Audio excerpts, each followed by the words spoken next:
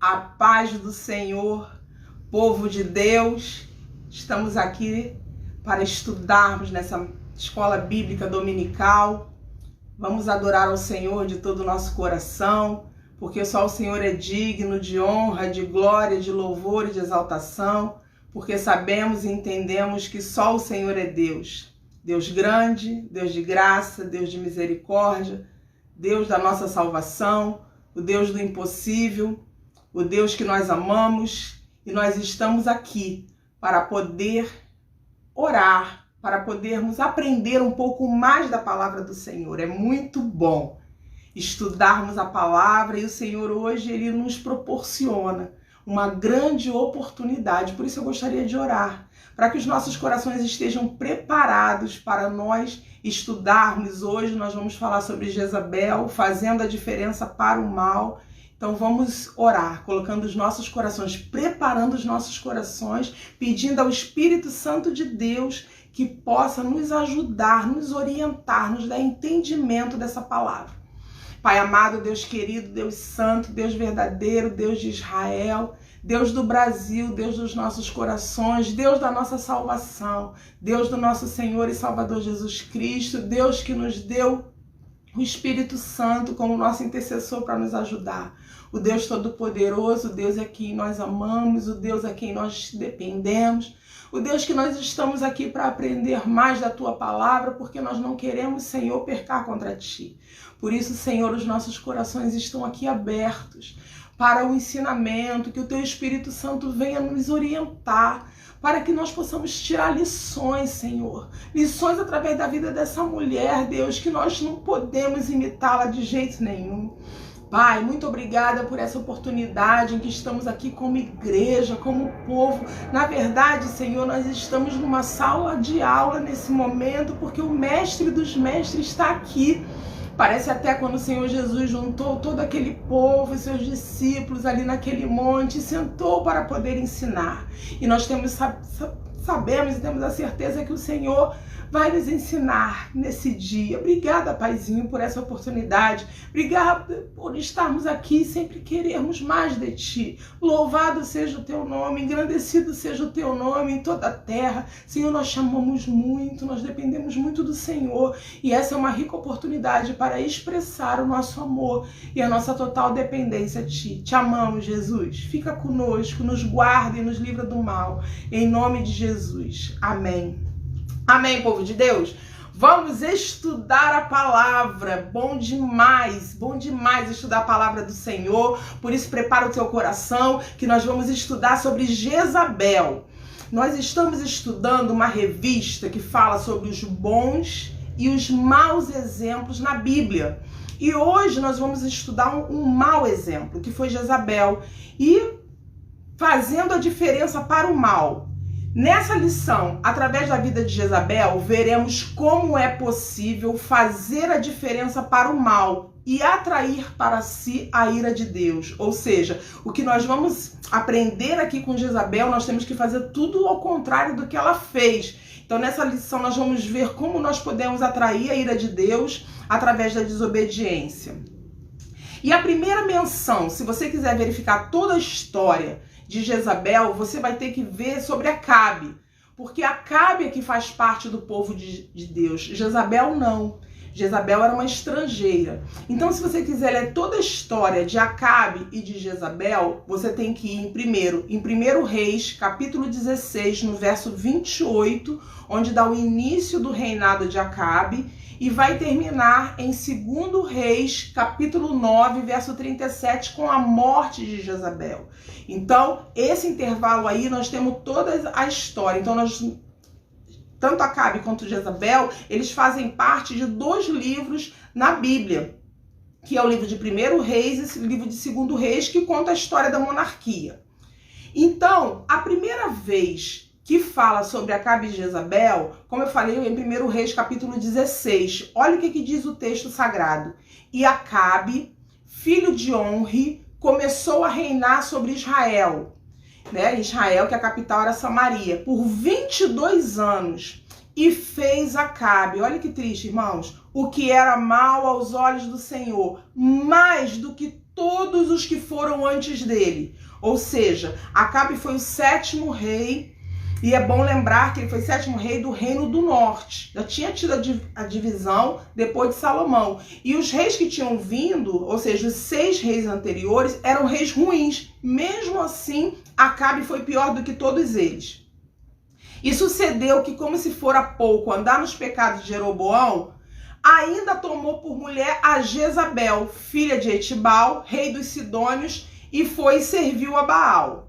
Então, vamos entender aqui um pouquinho, porque para que nós possamos falar de Jezabel, nós temos que falar de Acabe.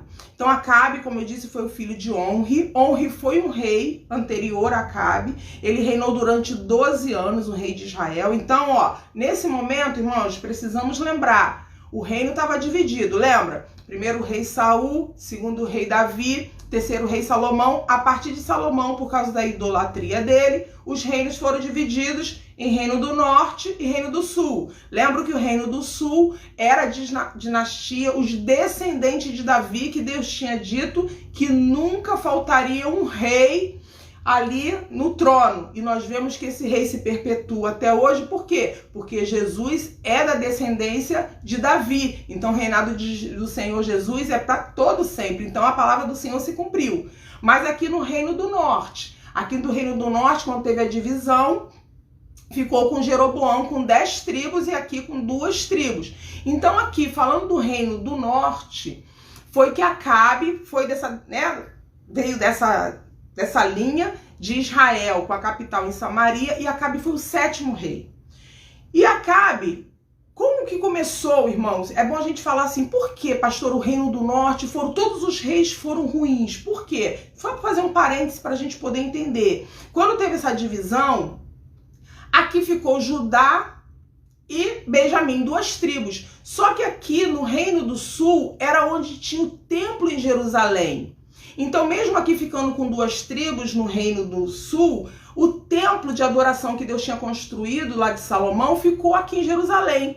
E aqui, depois de Salomão, veio Roboão, que era o seu filho. Só que aqui no Reino do Norte foi Jeroboão. Aí o que Jeroboão fez com as 10 tribos? Falou assim, olha, não quero que vocês vão lá para Jerusalém para adorar a Deus. Porque o que Jeroboão pensou? Eles vão para lá para adorar a Deus e vão querer passar lá para o Reino do Sul e servir a eles. Então o que ele fez? Ele criou 2 bezerros, um em Dan e Betel. Então ele não permitia mais que as pessoas fossem para Jerusalém para adorar ao Deus verdadeiro, mas que adorassem ao bezerro. Por isso que quando houve a divisão para o Reino do Norte, já começou com a idolatria, porque aqueles 2 bezerros passaram a ser o Deus daquelas nações, daquelas 10 tribos. Por isso que começou essa idolatria que a gente vê que chega aqui até Acabe, até o 7º rei. Então nós vemos que diz que ele fez o que era mal aos olhos do Senhor. Só que se não bastasse, quer dizer, Acabe, ele já era ruim. Só que piorou quando ele casa com uma mulher que era fenícia, chamada Jezabel. Ele casa com ela. Só que aí nós vamos ver o seguinte, por que Acabe casou com Jezabel se não era do povo de Deus? Porque, na verdade, esse casamento foi uma aliança para fortalecer Israel e a Fenícia. Então, ele casou com essa mulher. E aí nós vamos ver que a partir desse casamento, se tivesse casado só, tudo bem. Mas o que aconteceu? Os fenícios, eles adoravam um deus chamado Baal. Irmãos, nós conhecemos Baal. Eu vou falar um pouquinho aqui de Baal. Nós conhecemos Baal. E Baal, a palavra Baal quer dizer possuidor. Então, quando ela veio para Israel, ela já adorava a Baal lá na Fenícia. Só que quando ela veio para Israel, o que ela fez? Ela trouxe essa adoração para Israel. Não bastava só ela acreditar em Baal e deixar o povo servir que ele quisesse. Não, ela trouxe essa adoração. Então nós vamos ver que a Bíblia fala sobre o pai de Jezabel, para a gente poder entender um pouquinho quem são os fenícios. A Bíblia fala que Etibal, ele era rei de Sidom. Nós já ouvimos essa palavra na Bíblia. Ouvimos Sidom, mas também diz que ele era rei de Tiro. Então Tiro e Sidom, na verdade, sempre quando fala junto, até Jesus Cristo lá no Novo Testamento vai falar dessas duas cidades, é porque nesse momento aqui, nessa época aqui de Etibal, eram dois reinos que eram reunidos. Então, Tiro e Sidom pertencia à Fenícia. Hoje, a Fenícia é o Líbano. Onde você vê o Líbano hoje, era a terra de Jezabel, que era a Fenícia. E onde estavam localizadas essa cidade? Tiro, Sidom e a Fenícia. Onde era? Era no norte da Galileia. Então, nós vamos ver que nos tempos de Jesus, nos tempos aqui, né, de Acabe, Tiro, Sidom e Etibal, ou seja, os fenícios, eles eram uns povos que eram que eles dominavam a navegação. Então eles tinham muito poderes. Então, na visão tanto da Fenícia quanto de Israel, esse casamento seria bom para todo mundo. E aí nós vamos ver que não é bem assim. O Senhor Jesus mesmo, ele foi interessante que quando fala de Tiro e Sidom, nós vemos que quais são as referências que tem dessas duas cidades? Nós vemos aqui Elias. Porque quando Elias, nós vamos ver que ele vai fugir de Jezabel, que foi o profeta que confrontou, ele foge para Sarepta, que é Sidom. Ou seja, Deus refugiou Elias na cidade de Jezabel. Tem também aquela mulher Cirofenícia, lembram dela? Aquela mulher que a filha dela é endemoniada, que ela pede ao Senhor, Senhor, cura minha filha. Jesus fala assim, mas eu não posso tirar o pão, né, para dar para os cachorrinhos. Aquela mulher também, naquele lugar onde Jesus começou com ela, era também ali em Sidom. Então nós vemos que é uma cidade que é falada no Novo Testamento. E Jezabel traz essa adoração para Israel. E quem era Baal? Como eu disse, Baal significava possuidor. Então, Baal, ele tem assim, vários deuses são chamados de Baal no Antigo Testamento. Para os povos, né, para os cananeus, era o deus da fertilidade, responsável pelas chuvas que semeavam a vida na terra e resultava nas colheitas. A adoração a Baal foi um grave problema que teve em Israel. Baal é mencionado como o principal deus dos sidônios, aqui deus da cidade, né, onde Jezabel morava. E quem era Jezabel? Jezabel é considerada a pior mulher na Bíblia. Pior mulher que existiu na Bíblia é Jezabel. Jezabel, como eu disse, era uma princesa, uma fenícia, de um povo que prestava essa adoração a deuses falsos.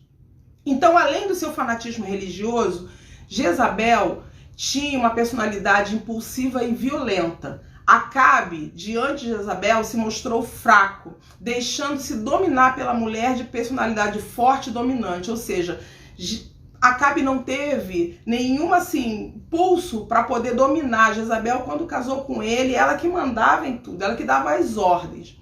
E quais foram as influências que Jezabel teve em Israel? Vou citar pelo menos 3. Primeira, como foi dito, mas é bom a gente lembrar, frisar, ela levou a adoração a Baal para dentro de Israel, que resultou em quê? Idolatria. O que é idolatria? Idolatria é tudo aquilo que se coloca no lugar de adoração a Deus. Então essa idolatria, ela levou para dentro de Israel. Essa foi a primeira influência dela. Quando ela se casou com Acabe, ela não levou somente sua fé nos seus deuses, mas influenciou seu marido e todo o povo de Deus, de tal maneira que ela implantou. Eles fizeram um santuário para Baal em Israel.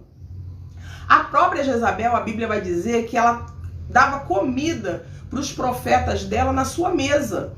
1 Reis, capítulo 18 e 19, diz que eles comiam na mesa de Jezabel. Eram 450 profetas de Baal e 400 profetas da deusa, né, Acera. Então, você imagina, 850 profetas comiam na mesa de Jezabel. E aí nós podemos entender e ver aqui que mesa fala sobre comunhão, né? O Senhor Jesus, na noite que foi traído, ele juntou os seus discípulos na mesa e participou ali de uma ceia. Então fala sobre comunhão. Jesus juntou os discípulos para ceiar e aqui nós vemos que a comunhão que Jezabel tinha eram com profetas que adoravam a demônios, né?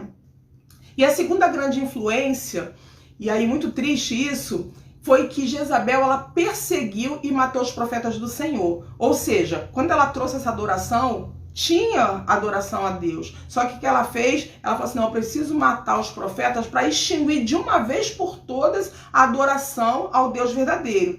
E a sua principal exigência era que Baal, olha só, irmãos, tivesse os mesmos direitos do Deus verdadeiro. Jezabel então começou a perseguir os profetas do Senhor, assim ela mandou matar todo aquele que se pusesse contra as práticas idólatras dela. Ela mandou matar todos. Só que Deus, ele sempre está cuidando de nós. E aí Deus levanta quem, irmãos? Deus levanta um servo chamado Obadias. Obadias escondeu dentro de cavernas 100 profetas. E ele dava sempre pão e água. Você imagina ele levar pão e água para aqueles profetas para poder guardá-los. Irmãos, eu vejo a mão do Senhor. Você verifica o rei perseguindo o povo de Deus e Deus levanta um servo, irmãos. Deus, ele sempre cuida de nós, a gente nunca pode esquecer disso, por pior que esteja a situação, Deus está cuidando. E o principal desafeto, né, Deus levantou o servo dele, que era Obadias, para poder dar comida para aqueles profetas que estavam escondidos para não serem mortos, mas Deus levantou também Elias, o tesbita.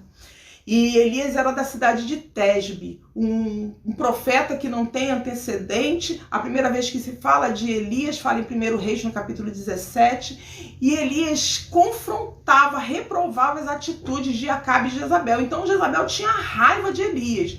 E aí nós vemos um daquele episódio, né, quando fala em 1 Reis, capítulo 18, no verso 17 ao 40, quando Elias confronta, né? Primeiro ele tinha confrontado quando ele disse que não ia chover em Israel, porque peraí, quando Elias fala assim, não vai chover, segundo a minha palavra, Elias estava confrontando Baal, porque se Baal era o Deus da chuva, da fertilidade, das colheitas, quando ele fala que não vai chover, por que Baal não fez chover? E a Bíblia diz que durante 3 anos não choveu em Israel. E aí, quando Deus fala que ia voltar a chover, antes disso, o que Elias faz? Faz um confronto que leva o povo, né? Leva os 850 profetas para aquele Monte Carmelo. E ali, naquela situação em que desce fogo do céu, nós vemos que o povo teve que ver que só o Senhor é Deus, mas os profetas, os 850 profetas de Jezabel foram mortos. Elias matou eles. E aí o que aconteceu? Jezabel ficou sabendo disso. Quando Jezabel soube que Elias tinha derrotado, que tinha matado ali seus profetas, Jezabel foi desmascarada e desacreditada publicamente. Quando ela soube disso, ela ficou furiosa e tentou, né, falou que ia matar Elias e ele teve que fugir para a caverna. E aí nós vemos a terceira influência de Jezabel, né? A primeira foi quando ela trouxe a idolatria, a segunda quando ela matou os profetas do Senhor e a terceira quando ela mata o inocente. 1 Reis, capítulo 21, do verso 1 ao 16, mostra aquele momento em que Jezabel, né, que Acabe fala assim, eu queria aquela vinha de Nabote, era uma vinha que estava do lado do palácio, eu queria, irmãos, ele tinha tanta terra, mas queria aquela vinha que estava ali. E Nabote falou, não abro mão da minha herança, veio da minha família, eu não posso dar. E no primeiro momento, Acabe até aceitou, mas foi chorar, reclamar, ficar triste, e quando Jezabel viu, falou assim, fica tranquilo, tu é rei, pode deixar que essa vinha vai ser tua. Então, Jezabel ordena a morte de Nabote. O que ela faz? Ela vai, de uma forma violenta e impiedosa, ela acabou tramando um julgamento que culminou na morte de Nabote, que está em 1 Reis, capítulo 21, no verso 10. Então, a morte de um inocente, quer dizer, parecia que estava tudo tranquilo, mas Deus, ele é aquele que vê todas as coisas. E desse casamento de Jezabel com Acabe, nasceram 3 filhos, Acasias, Jorão e Atalia. Irmãos, os 3, a Bíblia diz que eles fizeram o que era mal aos olhos do Senhor. Então esses 3 filhos, eles continuaram a fazer as coisas que Deus desaprovava. Então nós vamos ver que Acasias e Jorão, os filhos, andaram no caminho mal do Senhor. Só que quando chega com Atalia, a filha deles, o que a Atalia faz? A Atalia não se casa com alguém do reino do norte, ali de Israel. Não, ela vai para o lado do reino do sul, onde tinha os reis bons, só que ela casa com um rei chamado Jeorão. Você acredita, irmãos, que ela levou à prática, ou seja, ela continuou aquilo que o pai e a mãe faziam, e ela levou essa prática de adoração a Baal para o reino do sul. Só que Deus tinha dado uma palavra ali sobre aquele reino, e por mais que o rei, esse Jeorão, ele fizesse o que era errado, se casando com essa mulher e fazendo idolatria, mas depois vieram outros reis que foram bons. Então a Atalia levou esses costumes reprováveis para Judá quando se casou. Quer dizer, não bastava contaminar o reino do norte, ainda foi lá para contaminar o reino do sul. Então nós vemos que os filhos eram tão ruins que essa Atalia, o que ela fez? Quando o filho dela morreu, né, porque ela teve um filho com o mesmo nome do irmão dela, Acasias. Quando o filho dela morreu, Acasias, o que ela fez? Ela matou todos os seus netos. Ela matou por quê? Porque ela queria ficar no poder. Então ela sabia que o filho morreu, ou seja, o seu neto ia tomar posse. O que ela fez? Ela matou aquela descendência. Só que Deus tinha dado uma palavra, irmãos. Ela não poderia ali extinguir aquela descendência ali que vinha de Davi. Não podia. A palavra do Senhor, ela sempre vai prevalecer. A palavra do Senhor, ela vem para que apraz. O que aconteceu? A Bíblia diz que um dos filhos de Acasias foi escondido por uma serva. Irmãos, olha só. Ela escondeu, o menino pegou ali um dos filhos de Acasias e escondeu. Para quê? Para que ele pudesse ser guardado e ser rei. E aí chegou um determinado momento, quando o menino fez mais ou menos, né, o nome dele é Joás. E quando o menino teve uma idade, aí as pessoas pegaram ele para reinar. E aí quando ela soube aquilo ali, ela achou que era uma traição e mataram a Atalia. Ou seja, Deus escondeu Joás, Deus escondeu aquele menino para que pudesse ali continuar aquela descendência de Davi, porque Deus tinha dito que nunca faltaria um para aquele trono. E se tivesse toda aquela descendência, tivesse acabado, né, teria exterminado ali aquela descendência que veio de Davi. Mas o Senhor, ele vela por sua palavra. E aí nós vamos ver que os crimes de Jezabel foram tão graves que Deus por 2 vezes decretou a sua morte. A primeira vez foi através de Elias, 1 Reis capítulo 21, no verso 23. Diz assim: e também acerca de Jezabel, olha o que Deus falando através da boca do profeta Elias. E também acerca de Jezabel, falou o Senhor dizendo: os cães comerão a Jezabel junto ao antemuro de Jezreel. E depois, a segunda vez que Deus fala sobre a morte de Jezabel, foi através do profeta Eliseu. 2 Reis capítulo 9, no verso 7, diz assim: e ferirás a casa de Acabe, teu senhor, para que eu vingue o sangue de meus servos, os profetas, e o sangue de todos os servos do Senhor da mão de Jezabel. E aí nós vamos ver o seguinte: Acabe morre. Depois que Acabe morreu, Jezabel continuou a ter grande poder e influência durante o reinado dos seus filhos, né, de Acasias e de Jorão.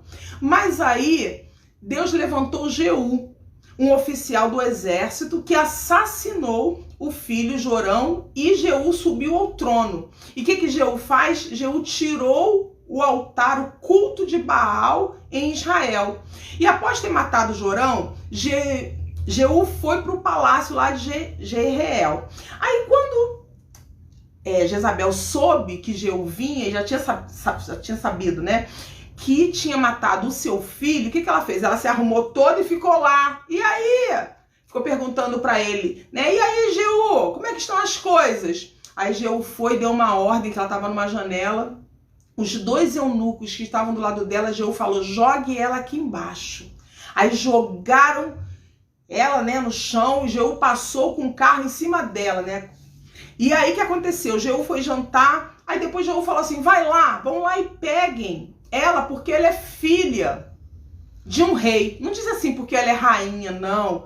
Ela é filha de um rei, vai lá e enterrem ela. Só que quando chegaram para enterrar Jezabel, só tinha o quê? Só tinha todo o crânio, né? E as suas mãos estavam assim, porque os cães tinham comido toda Jezabel, conforme a palavra do Senhor tinha dito que os cães comeriam ela, e a sua carne, né, seria devorada por esses cães. Então não puderam nem enterrar Jezabel porque ela só era pedaços, ela tinha sido totalmente destruída.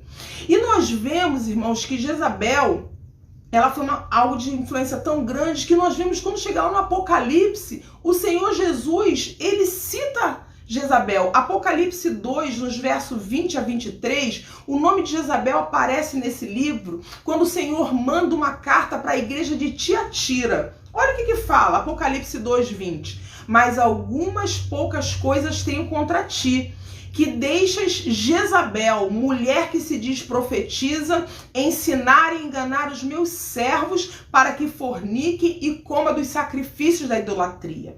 Aqui, nesse momento, a palavra, né, o nome Jezabel, estava se referindo a quem? A mulher que promovia imoralidade e idolatria. Então nós vamos ver que o nome, né, de Jezabel, o nome dela em si, indica sempre, se tornou um sinônimo de apostasia. O que é apostasia? Apostasia é o afastamento definitivo da fé. Não é você falar assim, às vezes eu tô um pouquinho fraco na fé, tô triste, mas você vai para a casa do Senhor, Deus te reanima, você ora, o Espírito Santo fala contigo. Não. Apostasia é quando você larga definitivamente a fé no Senhor e Salvador Jesus Cristo.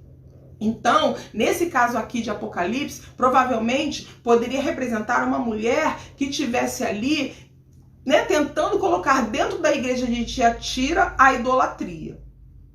Jezabel é um exemplo de vida que deve ser lembrado, mas jamais ser imitado. E aí nós lembramos de Lucas, capítulo 17, no verso 32, quando o Senhor Jesus falou assim, lembrai-vos da mulher de Ló. A única mulher que Jesus mandou que nós lembrássemos dela era da mulher de Ló. E que mulher foi essa? Se você ler em Gênesis capítulo 19, no verso 26, você vai ver que a mulher de Ló olhou para trás e virou uma estátua de sal. Quando o Senhor tira Ló, suas filhas e sua esposa, ali daquela destruição que tinha ali em Sodoma, Deus falou, corre para o monte, mas não olhe para trás. E a mulher de Ló, ela olhou para trás porque o coração dela está no mundo. O Senhor não quer que a gente olhe para trás. A Bíblia diz que a gente tem que prosseguir para o alvo, que é o nosso Senhor e Salvador Jesus Cristo, mas esquecendo-me das coisas que para trás ficam.